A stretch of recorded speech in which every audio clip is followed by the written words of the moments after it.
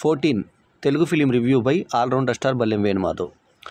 Cinema టైటిలే ఒక సంఖ్యతో పెట్టడం జనరల్లీ ఉపేంద్ర సినిమాలాగా ఏ అనే అక్షరంతో అయింది చేశాడు. ఓం అనే ఓంకారం సినిమా తీశాడు.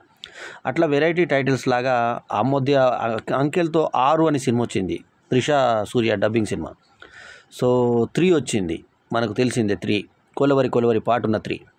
సో ఇట్లా అంకెలతోటి సినిమాలో వచ్చిన దాఖలాలు ఉన్నాయి టైటిల్స్గా.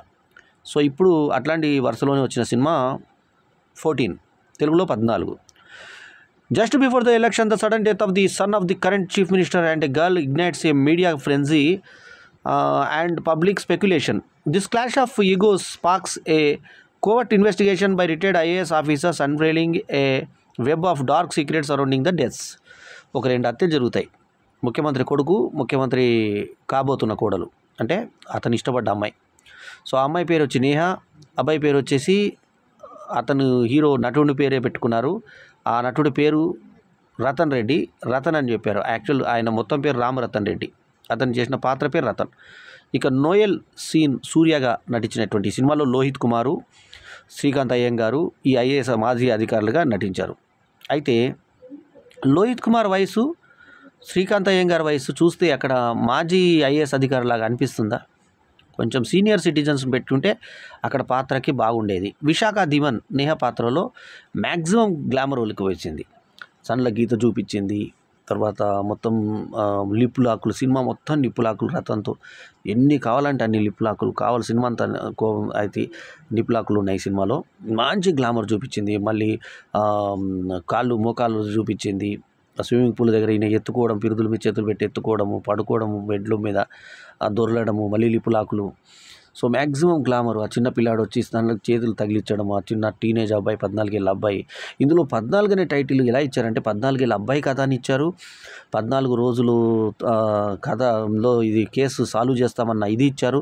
శుభోదయం అనే ఒక పత్రికకి ఎడిటర్గా కాదు, అందులో ఒక పనిచేసే ఒక జర్నలిస్ట్గా సుబ్బు పాత్రలో శ్రీకాంత్ అయ్యంగారు నటించగా, అతని మిత్రులు మాజీ ఐఏఎస్ అధికారులుగా, ఈ నోయలేమో డిటెక్టివ్గా, ఆ తర్వాత లోహిత్ కుమారును ఇంకొక ఇద్దరు లీడ్ టీంలో నటించగా, ముఖ్యమంత్రి పాత్రలో పోసాన్ కృష్ణమురళి నటించగా, అతన్ని పిఏ పాత్రలో నువ్వుల వినోద్ కుమార్ నా మిత్రుడు నటించాడు. లోహిత్ కుమార్ కూడా నా మంచి మిత్రుడు, మిమిక్రీ మిత్రుడు. సో ఈ సినిమాకు వచ్చేసి దంగేటి లక్ష్మి డైరెక్టర్ రైటర్ కాగా, సుబ్బారావు రాయన, తర్వాత శివకృష్ణ నిచ్చలమెట్ల నిర్మాతలు కాగా, మంచి మ్యూజిక్ అందించాడు కళ్యాణి నాయక్. కళ్యాణి మాలిక్ కాదు, కళ్యాణి నాయక్. సాయినాథ్ టీ సినిమాటోగ్రాఫర్ వచ్చి ఆయన చేశాడు. తర్వాత జానకి రామారావు పామరాజు వచ్చి ఎడిటర్గా వ్యవహరించినటువంటి ఈ సినిమాలో తీసుకున్నటువంటి కథాంశం ఏదైతే ఉందో వాయిరిజం గురించి తీసుకున్నారు.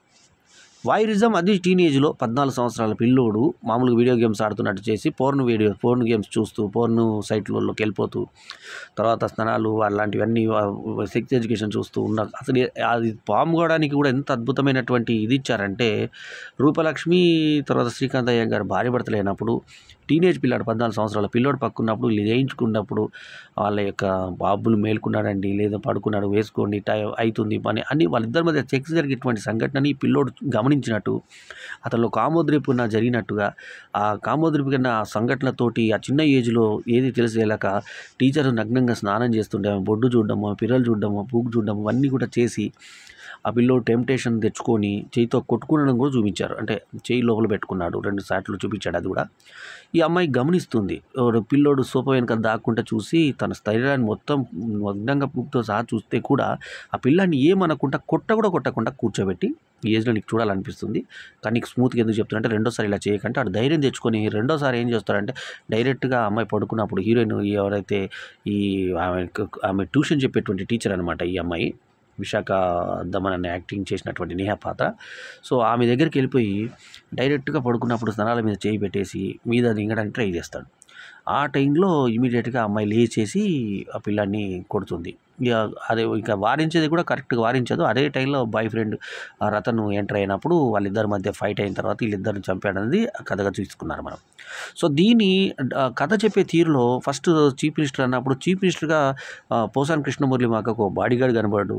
ఆ పిల్లాడు అంత క్యాజువల్గా డైలాగ్ కూడా చెప్పించారు, ఇంత క్యాజువల్గా ఎలా ఉంటాం, ముఖ్యమంత్రి కొడుకు అంత సామాన్యంగా బయట తిరుగుతాడా, తిరుగుతాడు ఏదో పడతారు రూమ్లో తీసుకుంటే అది చేసుకుంటే జనాలకు తెలియకుండా ఉంటుందా, తర్వాత అతను సొంత కొడుకుని చంపించుకుంటాడు. ఆయనకి ఇంకా వారసులు లేరు. ఏదో ఒక రోజు ఇంత అలసిపోయి ఉన్న రోజు ఒక రాత్రి మా వైఫ్తో గడిపినంత మాత్రాన ఒక పిల్లాడు పుట్టాడు. ఆడిని పెద్ద సెంటిమెంట్గా తీసుకుని అంటే వాడు తర్వాత ఇచ్చే ఆస్తి ఎవరికి ఇస్తాడు?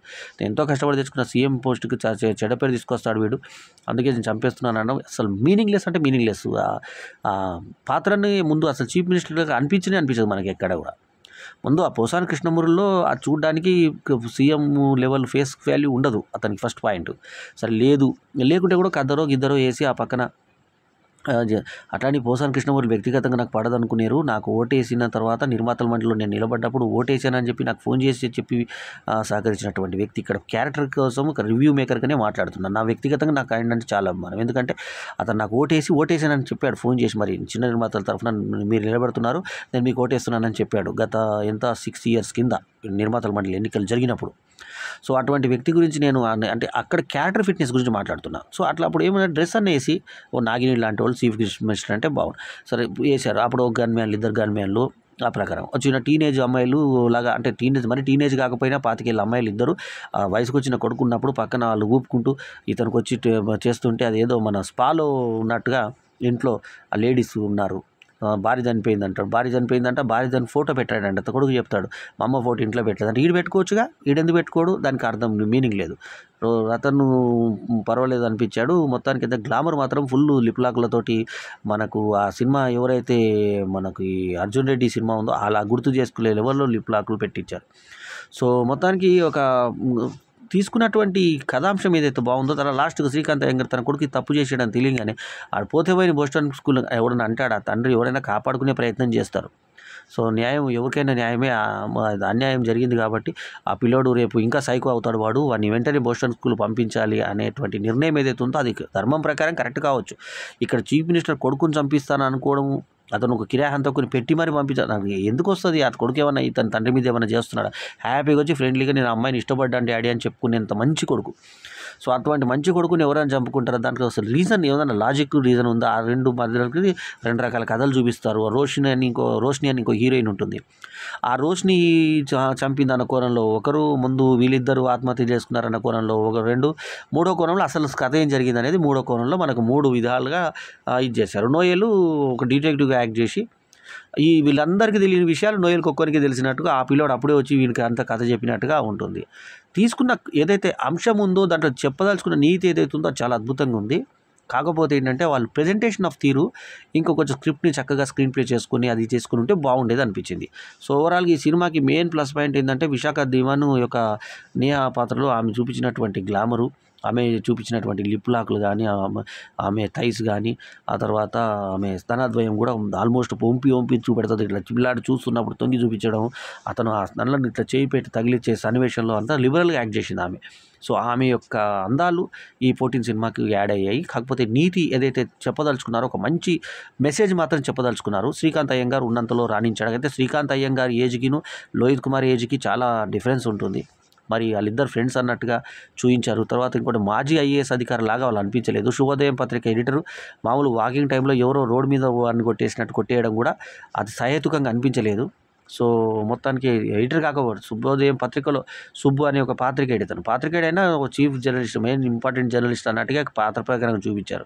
ఇక చీఫ్ మినిస్టర్ని ఎప్పుడు చూపించినా కూడా ఆయన హంగు ఆరబట్టం, అది బడ్జెట్ పరంగా అనుకున్నా కూడా ఇంట్లో ఉన్నాడు అనో ఏదో సంథింగ్ సింబల్స్ ఏది లేకుండా సింపుల్గా మామూలుగా పోసాని కృష్ణమూర్తి వచ్చి కూర్చోండి సీఎం పాత్ర అని కూర్చో అంటే కనీసం అతనన్నా చెప్పి ఉండాలి కదా, కనీసం ఈ పాత్ర ఇలా ఉండదురా బాబు అని అది కూడా చెప్పకుండా చేశారు. ఇది మొత్తానికి జరిగిన విషయం. సో మొత్తానికి ఏంటంటే ఒక పోర్ట్ఫోలియోల విషయం అంటే వాళ్ళకి ఎవరికి ఏ రకంగా ఉంటుంది అనేది ప్రోటోకాల్స్ ఇవన్నీ తెలుసుకొని చేస్తే ఇంకా బాగుండేది, ఎఫెక్టివ్గా ఉండేది. అట్లాగే ముఖ్యమంత్రి కొడుకు ఒక అమ్మాయితో ప్రేమలో పడితే ఇద్దరు అమ్మాయిని ఏమని చేస్తాడు కానీ కొడుకుని చంపుకునేది అనేటువంటి మెయిన్ పాయింట్ దగ్గరే ఈ సినిమా దెబ్బతిన్నది 14. కాకపోతే ఆ చిన్న పిల్లాడు ఎవరైతే 14 years బాయ్ చేశాడో శ్రీకాంత్ అయ్య గారి కొడుకుగా ఆ పిల్లాడు మాత్రం అదరగొట్టేశాడు క్యారెక్టర్. వాయురిజంలో ఆ పైన బ్రాను ఆమె నెక్కను పెట్టుకొని 2 సార్లు అలా తరుముకొని చూడడము, రూపలక్ష్మి వచ్చి చెప్పినప్పుడు మామూలుగా వీడియో గేమ్స్ చూసి ఆమె వెళ్ళిపోగానే స్నానం చూడడము, ఆడి యొక్క ముఖ కవలికలు, ఈ అమ్మాయి దగ్గర నేను వేస్తాను వీనికన్నా బాగా ఇస్తాను అని చెప్పేసి డైరెక్ట్గా ఛాలెంజ్ చేసి మాట్లాడడము, ఆ పెద్దోన్నే ఎవరైతే రతన్ నుండి కొట్టడానికి వెళ్ళిపోవడము, హీరోయిన్ ఒక్కసారి నాకు ఛాన్స్ ఇవ్వవా అని చెప్పేసి బ్లంట్గా డైరెక్ట్గా టీచర్ని అడిగితే ఆ టీచర్ కూడా ఎటువంటి రియాక్షన్ లేకుండా తల్లి దగ్గర పోయినప్పుడు చెప్పకుండా ఎందుకు వచ్చిందనే దానికి కూడా రీజన్ లేదు. వాడంటే నువ్వు నాకు ఇష్టం కాబట్టి నేనంటే చెప్పలేదు, నాతో రేంజ్గా నువ్వు నేను ఆనకన్నా బాధిస్తానని చెప్పేసి ఆ చిన్న పిల్లోడు బన్ను అని క్యారెక్టర్ పేరు బన్ను నేహతో అనడము, రతన్ అడ్డుకోవడము, ఇవంతా కూడా కొంచెం నాన్ సెన్సింగ్గా ఉంది సింక్. కాకపోతే కథ ఏదైతే ఆ చిన్న పిల్లోడు వీళ్ళిద్దరిని చంపిండంటే కూడా మనకి ఇది ఉండదు. కానీ ఇంజక్షన్లో గాలి ఉంటుందనేది ఒక పాయింట్, మనకు తెలిసిన పాయింట్ అయినా డాక్టర్ చెప్పేటువంటి విధానం దానికి కథకు లింక్ అవ్వడం బాగుంది. ఎందుకంటే ఇంజక్షన్ ఎక్కినప్పుడు ఫస్ట్ గాలి బయటకు తీసి ఆ తర్వాత ఇంజక్షన్ ఎక్కిస్తారు అనేది పాయింట్.